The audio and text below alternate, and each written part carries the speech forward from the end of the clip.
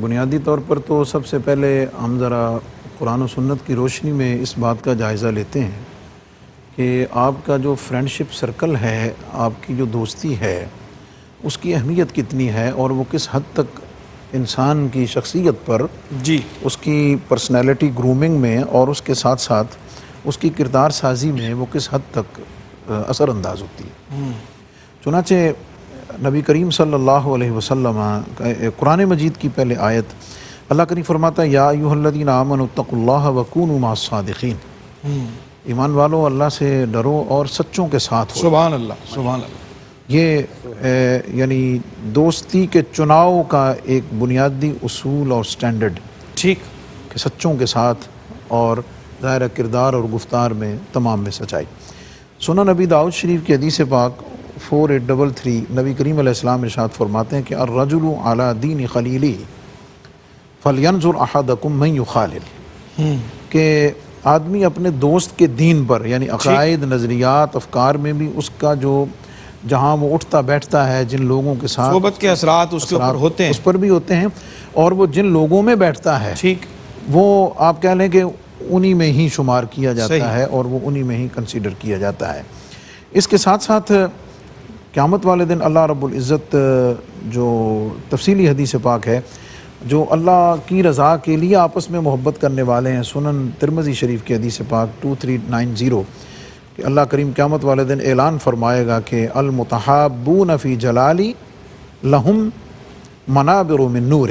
سبحان اللہ، کہ جو میری رضا کے لیے آپس میں محبت کرنے والے ہیں، اللہ نے ان کے لیے نور کے ممبر اور عزت کی جگہ عطا فرمائی ہوئی ہے۔ انسان بنیادی طور پر اپنی زندگی میں مختلف مراحل سے گزرتا ہے، جس کے بڑے سٹیپس 4 ہیں۔ ایک بچپن ہے، ایک لڑکپن ہے، ایک جوانی ہے اور ایک ادھیڑ عمر ہے۔ ان چاروں مراحل میں انسان بنیادی طور پر اپنے جن دوستوں کے ساتھ جڑ جاتا ہے بچپن میں، جی، یہ ایک فطرتی بات ہے کہ وہ چاہتا ہے کہ وہ ہمیشہ اس کے ساتھ رہے۔ اچھا، لاشعوری میں بعض دفعہ ایسے دوستوں کا انتخاب بچے کر بیٹھتے ہیں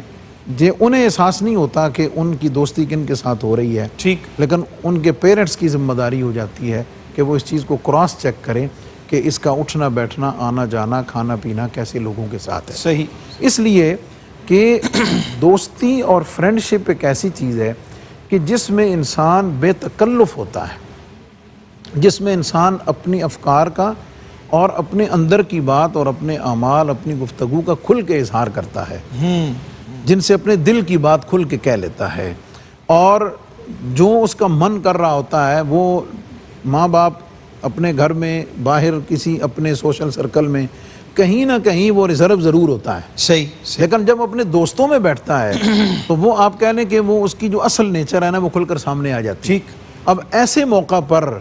اگر دوستوں کا اور دوستی کا انتخاب ٹھیک نہیں ہے، صحیح، اور اس نے دوستوں کا انتخاب اچھا نہیں کیا ہوا، تو پھر اس کے اثرات اس کی شخصیت پر، اس کے اعمال پر، اس کے افکار پر، اس کے عقائد پر، اس کے معمولات پر، ان ساری چیزوں پر یقیناً مترتب ہوتے ہیں۔ اور اگر دوستی کا سرکل اچھا ہے تو وہ اس کو ایک کامیاب انسان بنانے میں اس کی مدد کرتے ہیں، ٹھیک، اور اگر دوست برے ہیں تو اس کے ناکامی میں ان کا بہت بڑا حصہ ہوتا ہے۔